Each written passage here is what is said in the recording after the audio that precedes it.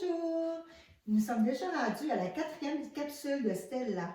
Je suis en compagnie de Julie Bélanger, intervenante à la Maison de la Famille. Bonjour, bonjour tout le monde. Et moi, Nicole Galland, bien sûr, intervenante aussi à la Maison de la Famille. Aujourd'hui, on va vous parler de la capsule à Julie, je laisse des silences. Ben oui, c'est important de laisser des silences dans la conversation pour que l'enfant ait le temps de traiter l'information et de donner son opinion ou de faire un commentaire. Donc, on peut attendre jusqu'à 5 secondes quand on est en conversation avec notre enfant. Exemple, je suis en train de jouer aux autos avec Stella. On joue avec des petites voitures.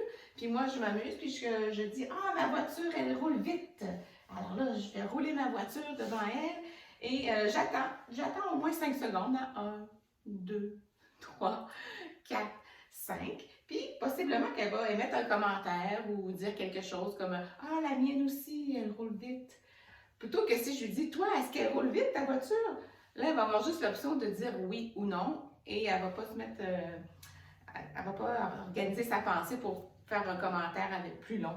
Donc, c'est important. Réfléchir. C'est ça. Alors, on lui laisse le temps. Il ne faut pas aller trop vite. Donc, attendre, ne pas lui donner tout cuit dans le bec.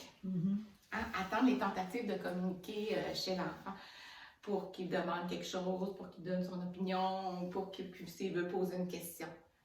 Parce que l'enfant qui a toutes les réponses déjà, ben, il ne sera pas porté à communiquer, parce qu'il va avoir tout ce qu'il a besoin. Donc, nous, ce qu'on veut, c'est qu'il communique.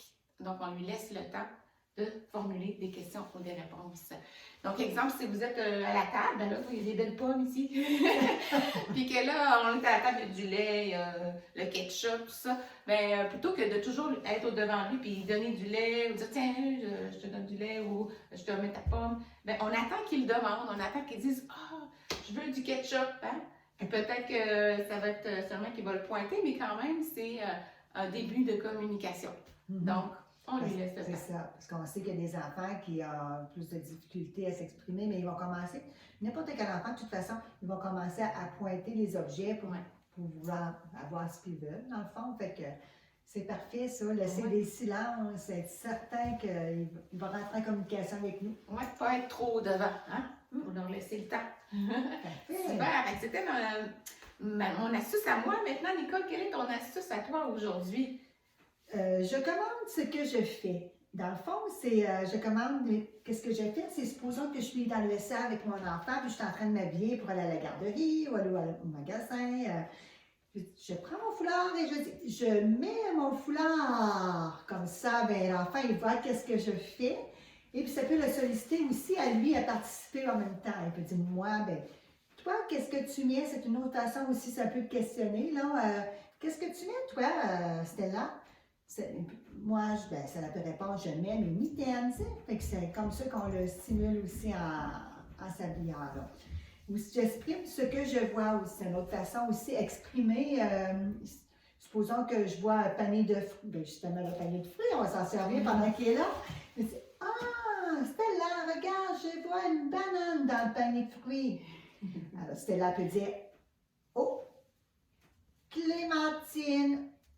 Peut-être qu'elle va nous dire juste le mot, Clémentine, sans dire la phrase au complet, mais c'est correct. On peut après lui répondre, ah oui, toi tu vois une Clémentine, d'accord? Fait que c'est une façon aussi de stimuler, soit à la table ou dans d'autres situations. Je nomme mes émotions aussi. Puis supposons que je vois Stella qui est crêpée sur la table, justement. Je dis, ah Stella, zut, tu me fais peur quand tu montes sur la table. J'ai peur que tu tombes. Au lieu de dire, Stella, descends de la table. Mais non, on est mieux d'exprimer nos émotions justement pour mettre l'accent sur nos émotions, pour qu'ils comprennent notre émotion aussi, puis le vocabulaire aussi s'ensuit. Alors, c'est ça, la capsule du jour. C'est beau, c'est bien. Je trouve ça beau d'exprimer nos émotions. Dans le fond, c'est mettre des mots sur ce que je fais, sur ce que je vois, sur ce que je ressens. Excellent. Super. Et Julie, je me questionnais, puis bien des parents sûrement qui se questionnent aussi sur le bilinguisme. Un enfant qui parle deux langues, est-ce que ça peut nuire au développement du langage? Mais non, non, les recherches montrent que non. En fait, la période préscolaire, c'est plutôt une période qui est propice à l'apprentissage des langues parce que la capacité d'adaptation du cerveau des tout-petits, là, est vraiment, c'est là qui est à son maximum hein, dans notre développement. Donc, en bas âge, les enfants distinguent et reproduisent les sons facilement. Ah, d'accord. Ils peuvent même arriver à parler une deuxième langue sans accent. C'est merveilleux, hein? Chanceux, ça. Oui. Donc, le développement du langage chez un enfant bilingue, là, il est différent, par contre, de celui unilingue. Il peut y avoir un petit décalage là, dans la vitesse d'apprentissage. Mais ce décalage-là, ce n'est pas problématique et ça n'explique pas du tout un retard de langage ou d'apprentissage. L'apprentissage est semblable. Donc, apprendre deux langues, ça ne provoque pas de trouble de langage et ça n'aggrave pas non plus les difficultés de langage chez les enfants qui pourraient en avoir déjà. L'important, c'est de considérer l'ensemble des phrases et des mots qui est dit dans les deux langues. OK. Donc, c'est ça. Puis, si un enfant, justement, il parle l'anglais à la maison puis le français à l'école ou à la garderie, puis on va peut-être s'apercevoir que dans ses phrases, il va mélanger les mots en français, les mots en anglais. Oui.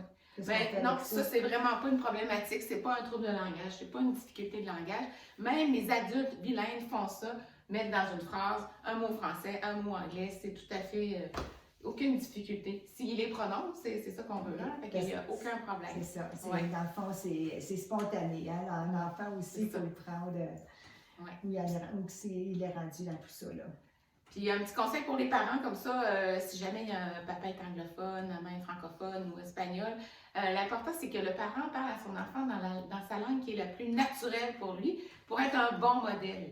OK, bon conseil. Ça. Fait que si on se force à parler en anglais, ça sera peut-être, puis qu'on ne sait vraiment pas naturel pour nous, ben ce sera peut-être pas l'idéal là, si on veut vraiment qu'ils apprennent deux langues en même temps. Parfait. Bon? OK. Hey, bon, c'est déjà fini, Nicole! Oui, ça passe tellement vite. Oui, 4 capsules, notre dernière. Donc, j'espère que vous avez apprécié, hein? Que vous avez retenu quelques conseils. Donc, nous, on vous répète une dernière fois que n'oubliez pas que vous êtes la meilleure personne pour la stimulation du langage de votre enfant. Alors, on vous dit à bientôt, j'espère, et passez un joyeux temps des fêtes, puis n'oubliez pas, des moments en famille, c'est super important. Bye bye! Bye bye!